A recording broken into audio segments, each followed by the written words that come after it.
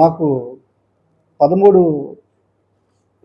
సుమారుగా మిడ్‌నైట్ 2 గంటలకి 112 కాల్ రావడం జరిగింది. నేను ఆ రోజు నైట్ రౌండ్ ఆఫీసర్‌గా ఉన్నాను. అయితే ఇద్దరు గర్ల్స్ ఇంటి నుంచి వెళ్ళిపోయారని మనకి 112 కాల్స్ చెప్తే నాకు కూడా కంట్రోల్ నుంచి చెప్పారు. నేను వెంటనే మా పై అధికారులకు చెప్పడం జరిగింది. మన గౌరవనీయులు జిల్లా ఎస్ఎస్పీ గారు ఆదేశాల మేరకు మరియు తాడేపల్లిగూడెం డిఎస్పీ గారి పర్యవేక్షణలో వెంటనే వాళ్ళు ఇచ్చిన ఆదేశాల మేరకు మేము ఒక పలు బృందాలుగా ఏర్పాటు చేయడం జరిగింది. ఒక 5 బృందాలుగా, ఒక్కో బృందానికి ఎస్ఐ గారుగా ఒక సబ్ ఇన్స్పెక్టర్ని ఇన్ఛార్జ్గా ఇచ్చి ఒక 5 బృందాలు ఏర్పాటు చేసుకున్నాం. వెంటనే నైట్ రౌండ్ ఆఫీసర్గా నేను ఉన్నాను కాబట్టి ఈ రూరల్ బీట్స్ ఉంటాయి, టౌన్ బీట్స్ ఉంటాయి. ఈ బీట్లందరినీ అలర్ట్ చేసి ఈ మన రైల్వే స్టేషను, బస్ స్టేషను, తర్వాత తణుకు సంబంధించి అక్కడ కూడా రైల్వే స్టేషను, బస్ స్టేషను వెతికించడం జరిగింది. మనకు ఎటువంటి క్లూ రాలేదు. వెంటనే నైట్ అంతా కూర్చుని మన రూరల్ టౌన్ సిఐ గారు, వాళ్ళ సిబ్బంది, మరి నేను రూరల్ ఎస్ఐ గారు, మేమంతా కలిసి ఈ సీసీ ఫుటేజ్ తీసుకోవడం జరిగింది. ఆ సీసీ ఫుటేజ్లో వచ్చిన ఇన్ఫర్మేషన్ బట్టి తర్వాత పేరెంట్స్ చెప్పిన ఇన్ఫర్మేషన్ తీసుకుని మేమంతా అనుమానితులు ఎవరైతే ఉన్నారో వాళ్ళందరినీ స్టేషన్కి తీసుకురావడం జరిగింది. వెంటనే సీసీ ఫుటేజ్ చూస్తే నైట్ మిడ్‌నైట్ వాళ్ళ ఇద్దరు బాలికలు బయటకు వచ్చినట్లు తెలిసింది.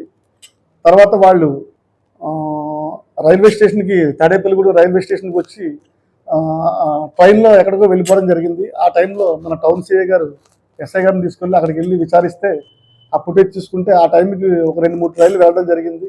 ఆ టికెట్స్ని అది ఇది చూసి వెరిఫై చేసి తర్వాత పై అధికారులు చెప్పడం వల్ల పై అధికారులు మా గవర్నర్, మా జిల్లా ఎస్పీ గారు ఒక 5 బృందాలుగా విభజించి ఒక బృందాన్ని విశాఖపట్నం పంపించడం జరిగింది. ఇంకొకటి అన్నవరం, ఇంకో బృందాన్ని వచ్చి ఏలూరు, మన పెంటపాడు ఎస్ఐ గారి ఆధ్వర్యంలో ఒక సిబ్బందిని ఒక బృందాన్ని వచ్చి చెన్నై పంపడం జరిగింది. అయితే ఈ అనుమానితులందరినీ నేను, టౌన్ సిఐ గారు అంతా కలిసి విచారించడం జరిగింది. అయితే ఎటువంటి ఇన్ఫర్మేషన్ రాకపోవడంతో వాళ్ళు చెన్నై వెళ్ళారనే ఒక సమాచారం అయితే మనకి తెలిసింది. వాళ్ళు వెళ్తారని వాళ్ళు ముందే ప్రిపేర్ చేసుకుని ఈ ఫ్రెండ్స్ చెప్పడం వల్ల, వాళ్ళని విచారించడం వల్ల ఈ విషయాలు మాకు తెలిసినాయి. వెంటనే వెంటపాటి ఎస్ఐ గారు అక్కడికి దగ్గరికి రీచ్ అవ్వడం కూడా జరిగింది. అయితే మేము చాలా వరకు సాంకేతిక పరిజ్ఞానాన్ని కూడా ఉపయోగించుకున్నాం. తర్వాత వీళ్ళు చెన్నై రీచ్ అయినట్టు మాకు చిన్న ఇన్ఫర్మేషన్ వస్తే పెంటపాడు ఎస్ఐ గారు అక్కడే ఉన్నారు కాబట్టి అక్కడ లోకల్లో నేను, టౌన్ సిఐ గారు, మనకు తెలిసిన వ్యక్తులు, తమిళనాడులో ఉన్న తెలిసిన వ్యక్తులతో మాట్లాడితే అక్కడ వెంటనే రైల్వే స్టేషన్ దిగితే అక్కడ వెతకడం మొదలుపెట్టారు.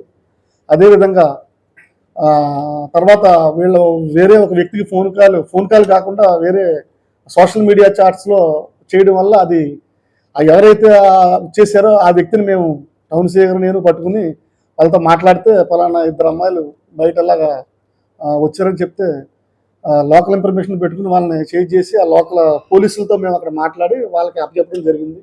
ఆ విధంగా వాళ్ళని అక్కడ పట్టుకోవడం జరిగింది. పెంటపాడు ఎస్ఐ గారు సేమ్ టైంకి అక్కడ రీచ్ అయ్యారు కాబట్టి వెంటనే అక్కడ లోకల్ వాళ్ళ బంధువుల సహాయంతో వాళ్ళని మనం తీసుకుని సురక్షితంగా మన ఆఫీస్కి తీసుకురావడం జరిగింది. ఇందులో ప్రతి క్షణం కూడా జిల్లా ఎస్పీ గారు పర్యవేక్షించి మాకు సూచనలు ఇవ్వడం కూడా జరిగింది. అదేవిధంగా మా డిఎస్పీ గారు కూడా ఈ బృందాలు, మా సబ్ డివిజన్ మొత్తం పోలీస్ సిబ్బందిని అంతా ఏకం చేసి అంత బృందాలుగా వాళ్ళు మాకు మా డిఎస్పీ గారు ఇవ్వడం వల్ల మేము ఈ కేసుని సురక్షితంగా చేజ్ చేసి 24 గంటల లోపే ఎఫ్ఐఆర్ కట్టిన 24 గంటల లోపే మేము దీన్ని ఛేదించడం జరిగింది. అదేవిధంగా తీసుకొచ్చేసి వాళ్ళ తల్లిదండ్రులు కూడా అప్పచెప్పడం జరిగింది.